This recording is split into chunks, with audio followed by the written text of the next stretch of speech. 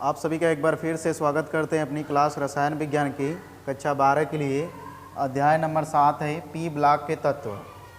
ठीक है, P block के जो तत्व हैं आपने आवर्त सारणी देखा होगा इस टाइप से। थोड़ा रफ डायग्राम बनाएंगे, ज़्यादा डिटेल में इसको नहीं। यहाँ पे आपने देखा होगा यस होता है, यह पी ब्लॉक होता है, यह डी ब्लॉक होता है, नीचे जो होते हैं यह ब्लॉक वाले होते हैं। पी ब्लॉक में आपने यहाँ देखा होगा थर्ड ए रहा होगा, यहाँ पे फर्स्ट ए, यहाँ पे सेकेंड ए। ठीक है, तो ऐसे करके पी ब्लॉक में थर्ड और फोर्थ ए जो होता है उसको 11 में पढ़ लिए होंगे। बचा आगे का जो fifth A, six A, seventh A और 0, इसको हम इस कक्षा 10 कह रहे हैं 12 में पढ़ेंगे इसको। फिफ्थ ए में कौन सा होता है? नाइट्रोजन होता है। इसमें क्या होता है?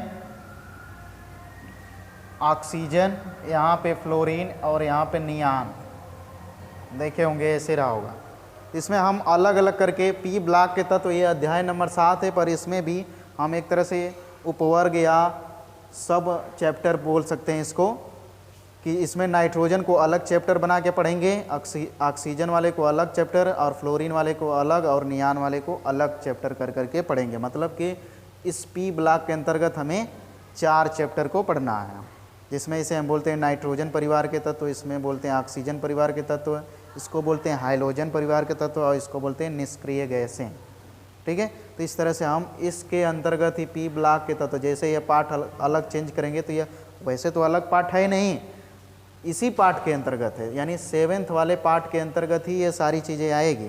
तो पर हम अलग अलग चैप्टर कर करके पढ़ेंगे। ठीक है, तो यहाँ पे थोड़ा सा समझने के लिए है कि कहाँ से पी ब्लॉक आ गया, कहाँ की बात हो रही है। तो आप आवर्त सारणी में देखेंगे तो यहाँ की बात होगी। चलिए इसको हटाते हैं।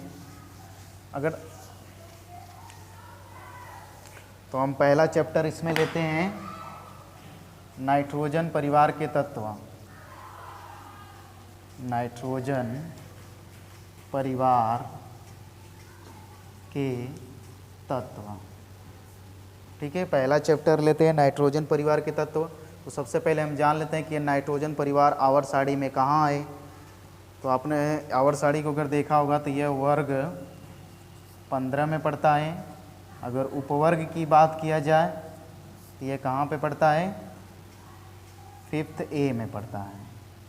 ठीक है, तो आप ये कह सकते हैं कि नाइट्रोजन परिवार का जो तत्व है वह आवर्त सारणी के वर्ग 15 या उपवर्ग 5th ए में पाए जाते हैं। इस परिवार में कौन कौन से तत्व होते हैं इसमें जान लेते हैं।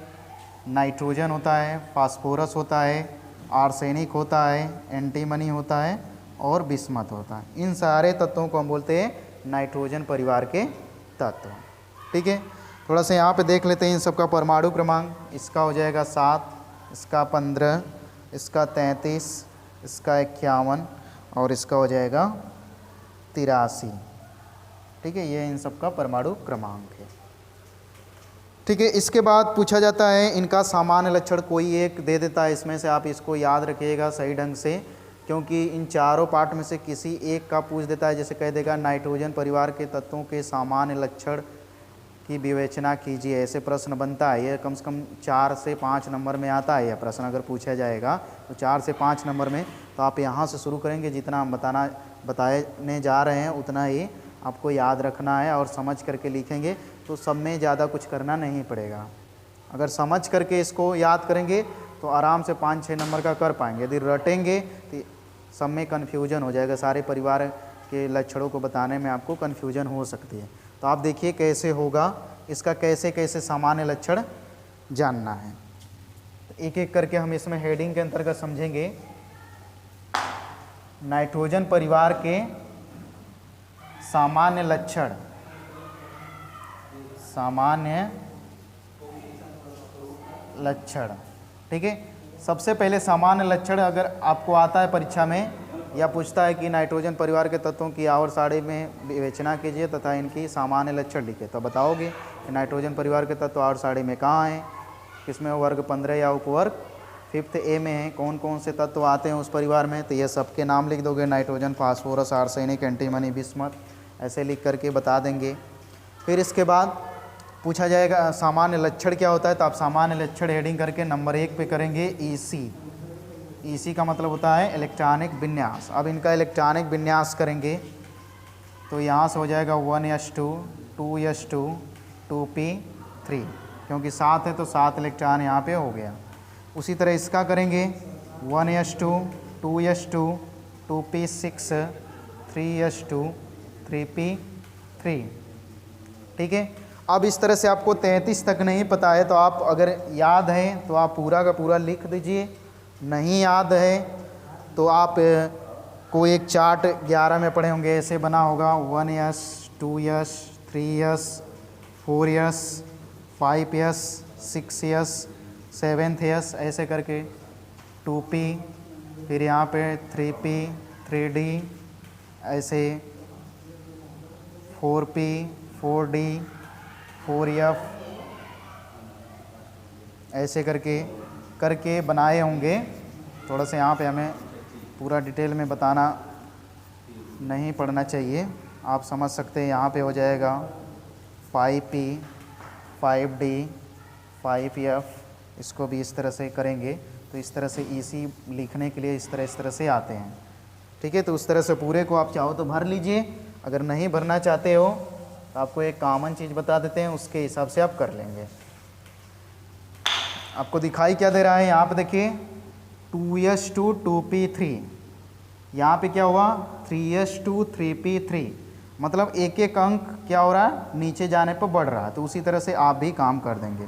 आप यहाँ पे जाके यहाँ से 2 से 3 हो गया तो आप नीचे आइए तो 4 कर दीजिए, 4s2 एंड 4p3, ये 60 रूप है। फिर उसी तरह नीचे आएंगे, ये 4 से इसको 5 कर दीजिए, 5s2, 5p3 कर दीजिए। फिर उसके नीचे आ रहे हैं तो फिर और नीचे कर दीजिए 6s2, 6p3। ठीक है, इस तरह से आपका सारा इलेक्ट्रॉनिक विन्यास हो जाएगा। अब इसका मतलब क्या निकला, अगर इसी का मतलब भाई ये लिख दिए तो इसका मतलब क्या है कि जो नाइट्रोजन परिवार के तत्व होते हैं उनके Y कोश की जो इलेक्ट्रॉनिक विन्यास होता है N-s2 और N-p3, N मतलब मुख्य क्वांटम संख्या, N मतलब कुछ भी हो सकता है, जैसे यहाँ पे 2 हो गया, यहाँ पे 3 हो गया, यहाँ 4 हो गया, यहाँ 5, यहाँ 6 हो गया। उसी तरह से आप कह सकते हो कि नाइट्रोजन परिवार के तत्वों के Y कोश का इलेक्ट्रॉनिक विन्यास N-s2, ऐसे N-s2 और N-p3 होता है। बस इसी का काम ख़त्म। ठीक है, इसके बाद बात करेंगे इसका, इसी जगह कर लेते हैं संयोजकता। दूसरा हेडिंग आप कर देंगे, किसी भी ग्रुप में जाएं तो दूसरा हेडिंग कर दें संयोजकता,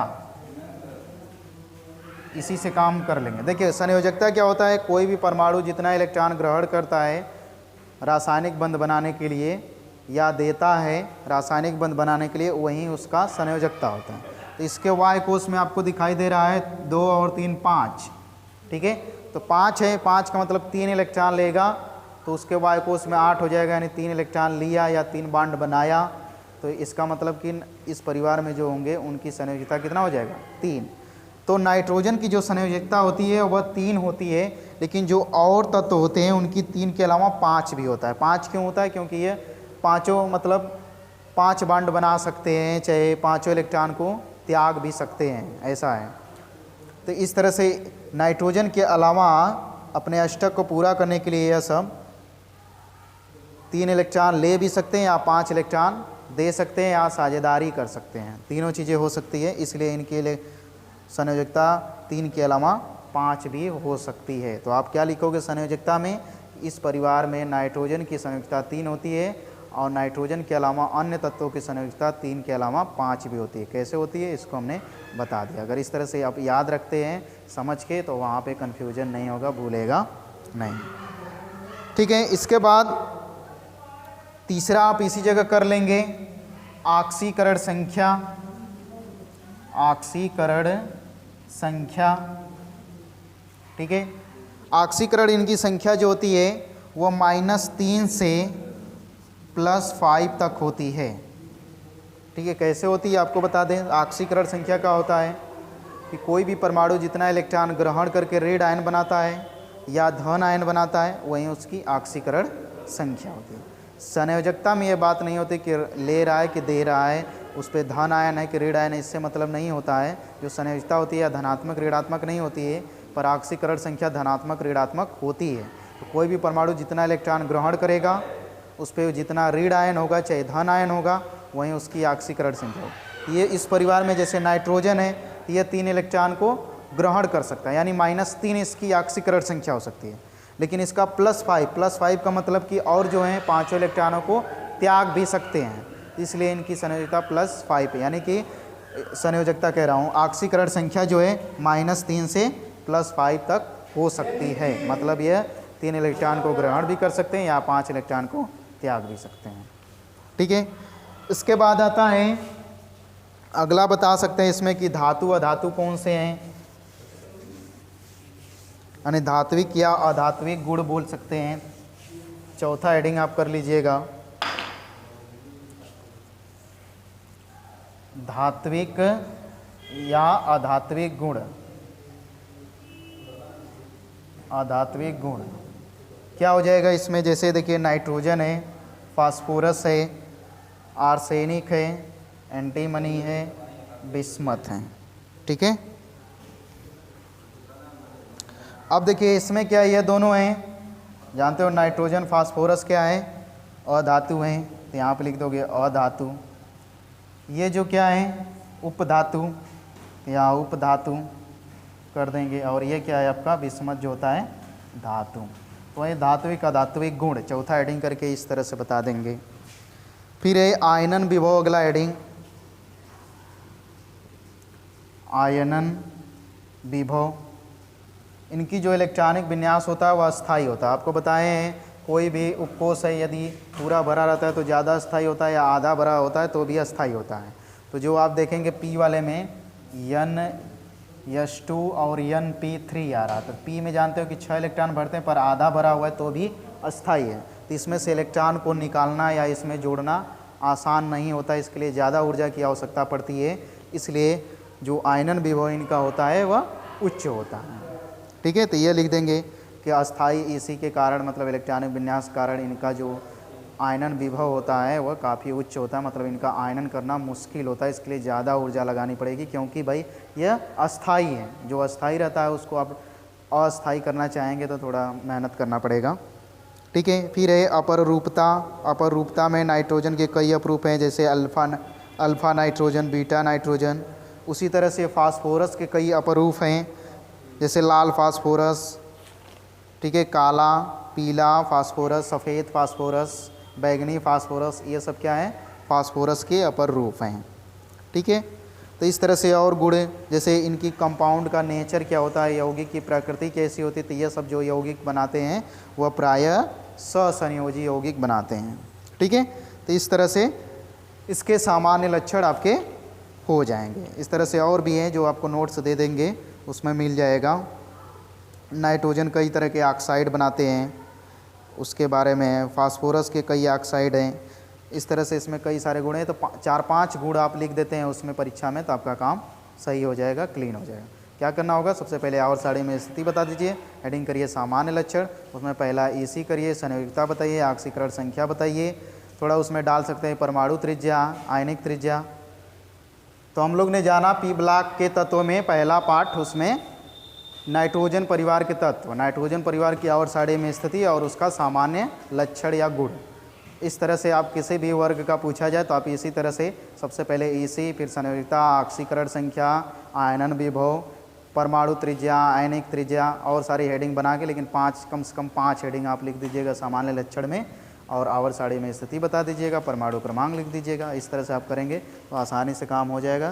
तो हम आगे जो पढ़ेंगे उसमें यौगिक पढ़ेंगे, उसको कैसे बनाएंगे प्रयोगशाला में, उनका भौतिक गुण क्या है, रासायनिक गुण क्या है। ठीक है, ये सारी चीज़ें पढ़ेंगे तो वहाँ पे देखा जाएगा। तो इस क्लास को हम यहीं पे समाप्त कर रहे हैं। लास्ट तक बने रहने के लिए आप सभी का एक बार फिर से बहुत बहुत धन्यवाद।